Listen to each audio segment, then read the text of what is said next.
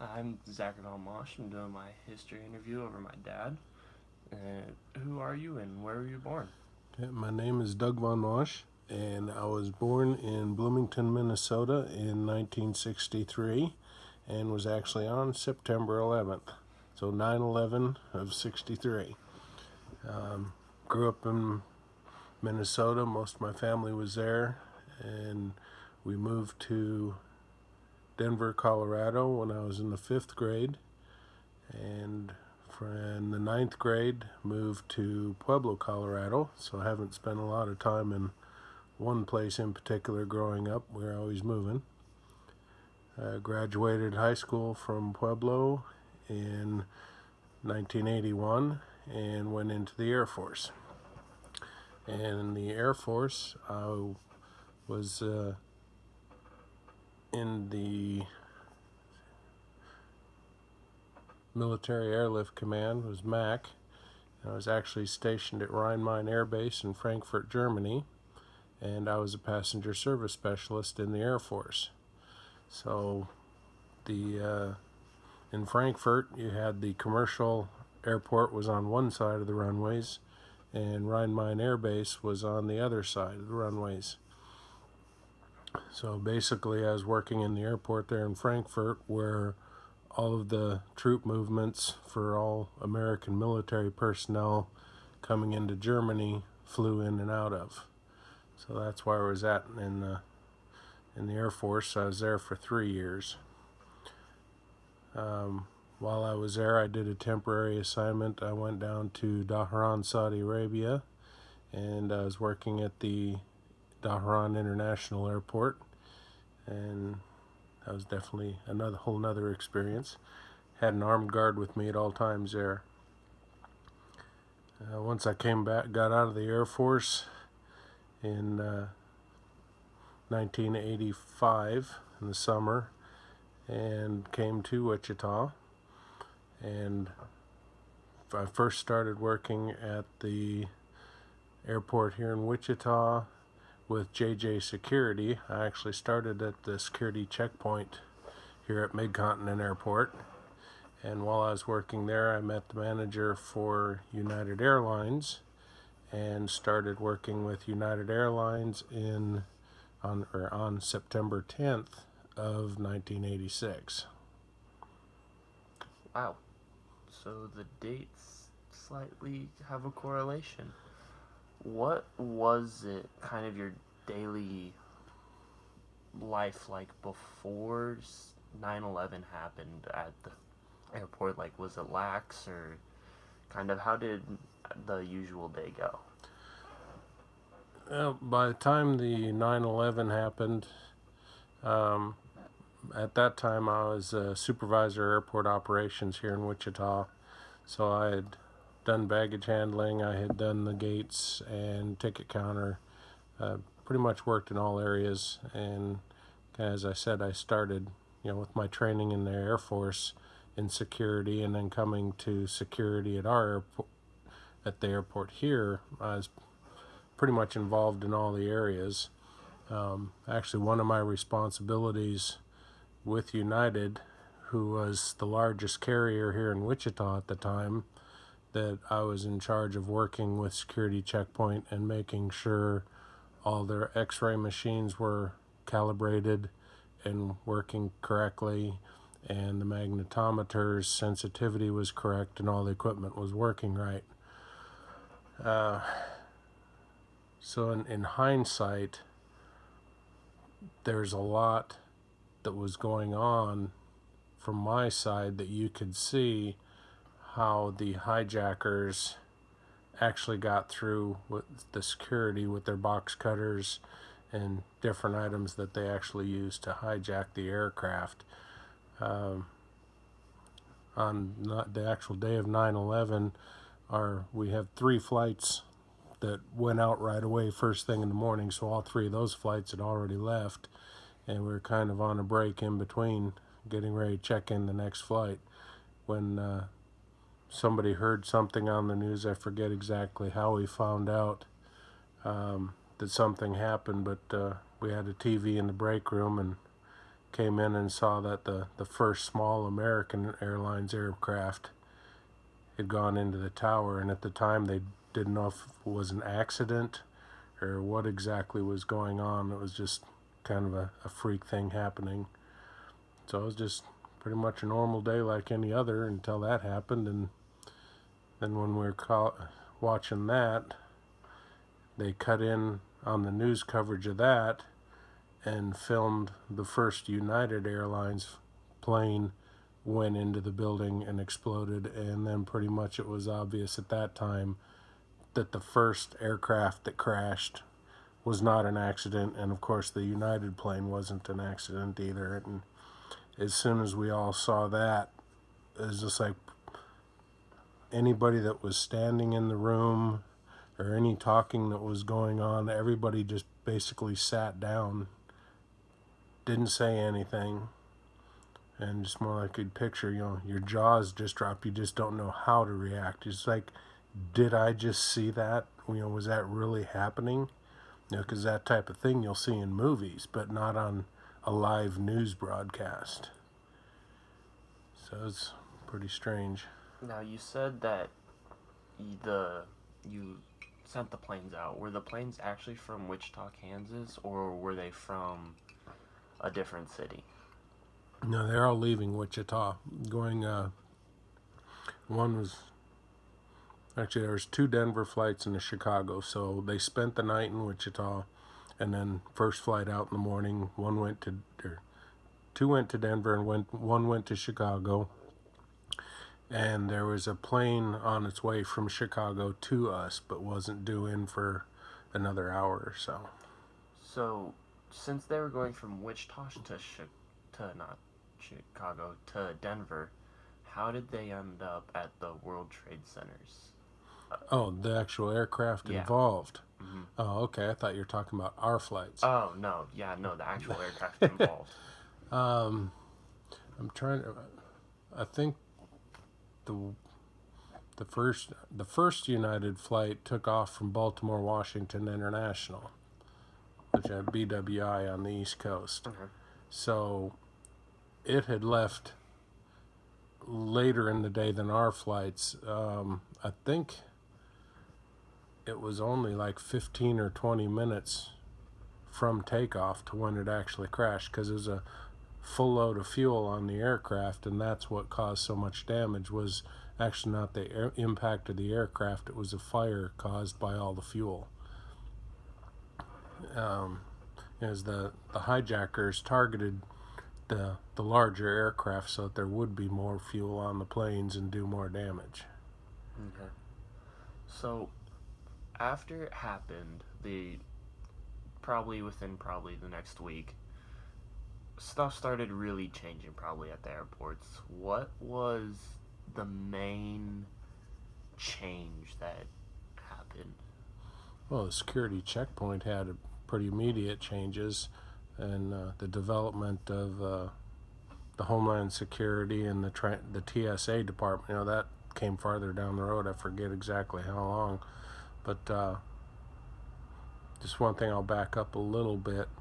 On the day of the incident, of course, everybody in the terminal could hear what was going on in the news, and then our flight from Chicago did come in, and I'm thinking it was within an hour to an hour and a half of the first aircraft crashing that first of all plane, and when try to think back,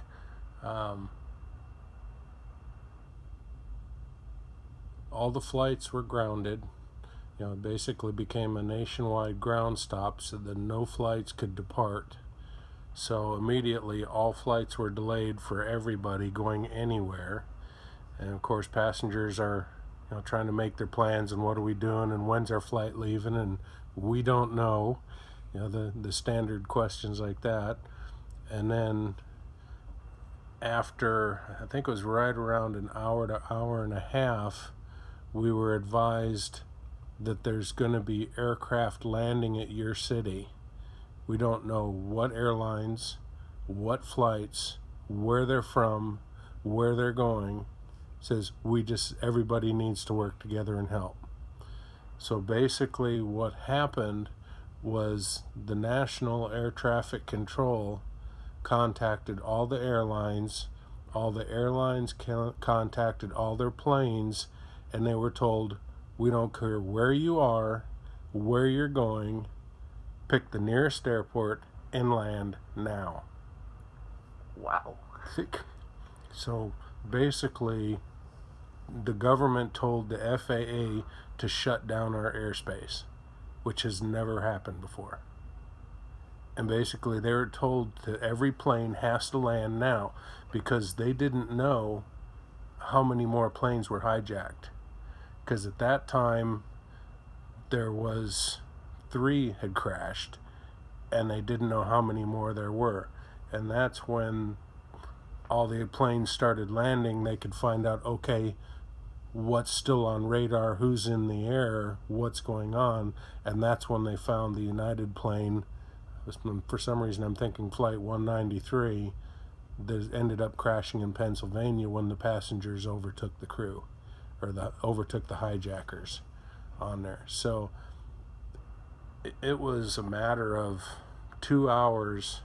I think we had about 14 or 15 planes on the ground at the airport, and they basically weren't ours. I know the biggest one we had a challenge with was an Air Canada flight that was going from Mexico to Montreal. So it's an international flight, and trying to deal with that when we don't have international flights and customs and everything else. So just the fact that they shut down the airspace and told everybody to land, that was a big occurrence right in itself. But I think I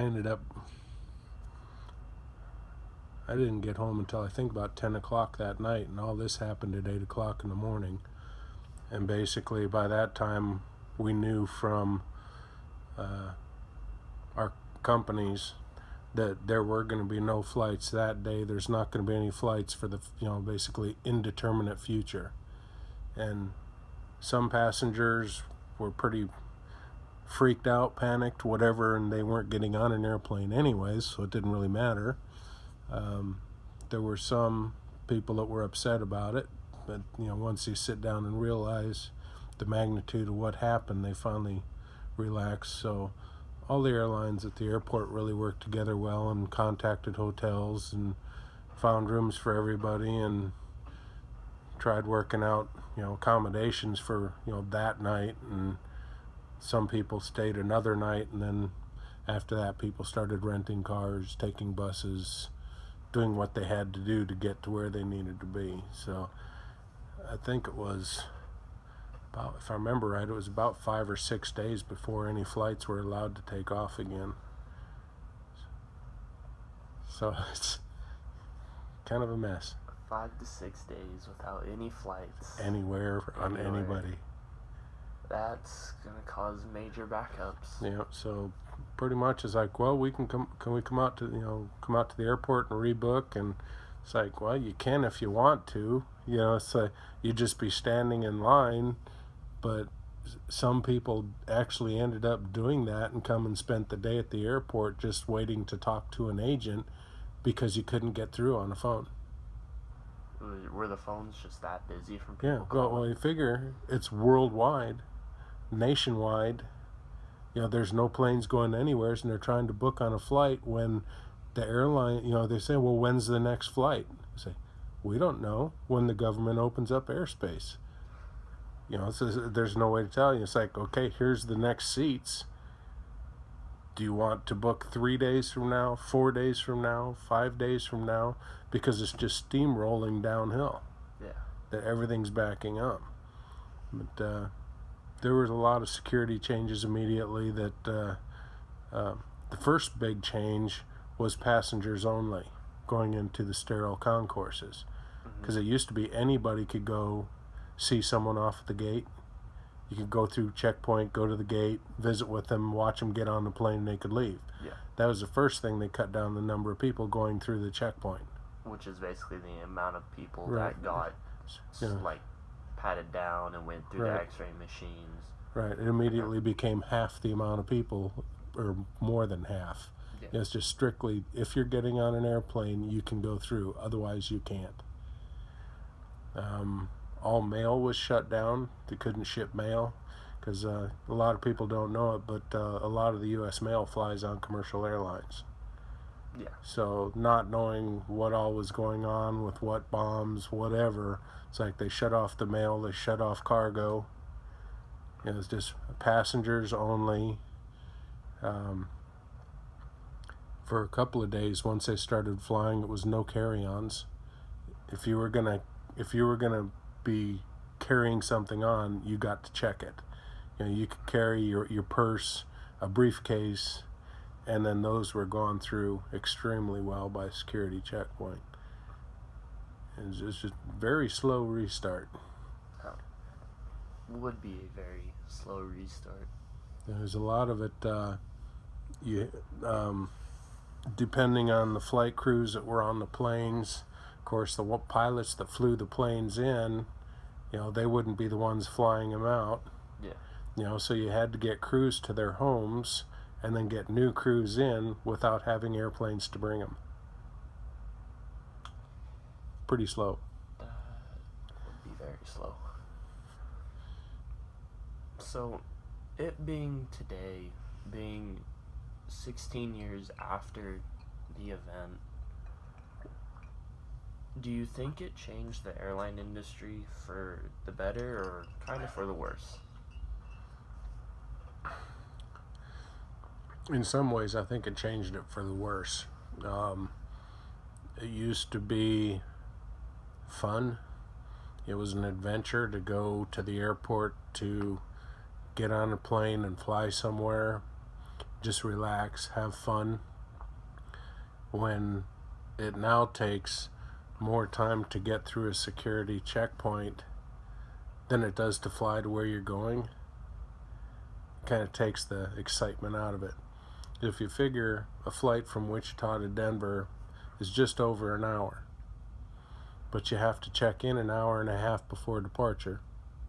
So you spend an hour and a half in the airport getting checked in, going through security, getting to your gate, then you have an hour flight. A 1 hour flight to Denver ended up taking them 3 hours. And if you're making a connection going somewhere else, it's just not fun anymore. It used to really be fun, and it's just not. It's more headaches than anything else. So customers, tempers, personalities, whatever, they're not what they used to be. A lot shorter fuses on people. It's just they expect hassles, and when you're talking to somebody that's expecting a problem, they're looking for anything to be a problem. So no matter how hard you try to resolve things, they're always looking worst case scenario. And it's just hard to deal with people in that situation. So from that side, it totally changed that way. What would you say was the good to come out of it, though?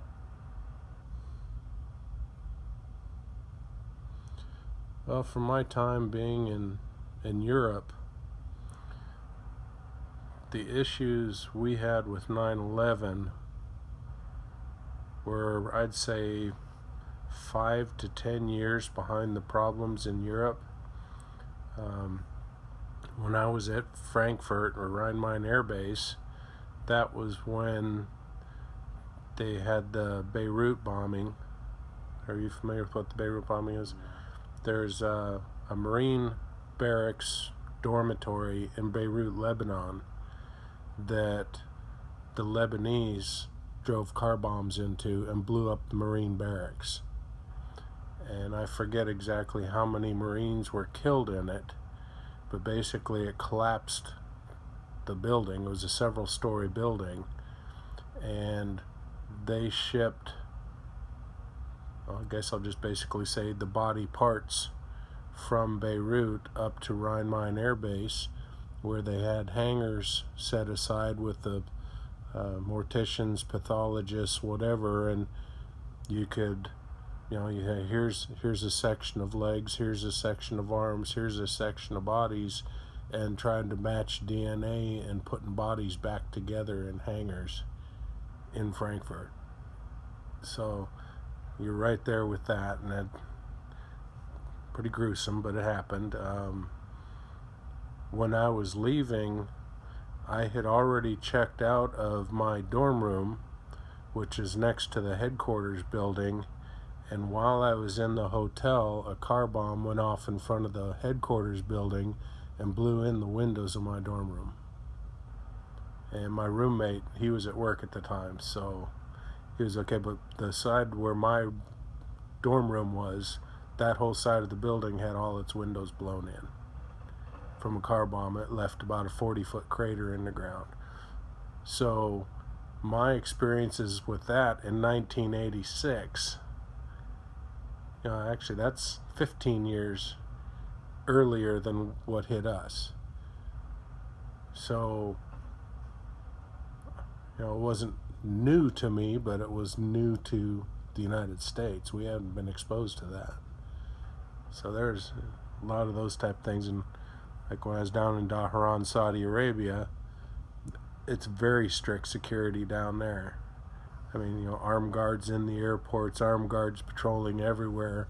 It's the military guards. It's not a police or airport security. So quite a bit of difference there. All right. Thank you for letting me interview you. And no other questions? Yeah. Okay, not a problem. If you think of anything else later on, just let me know.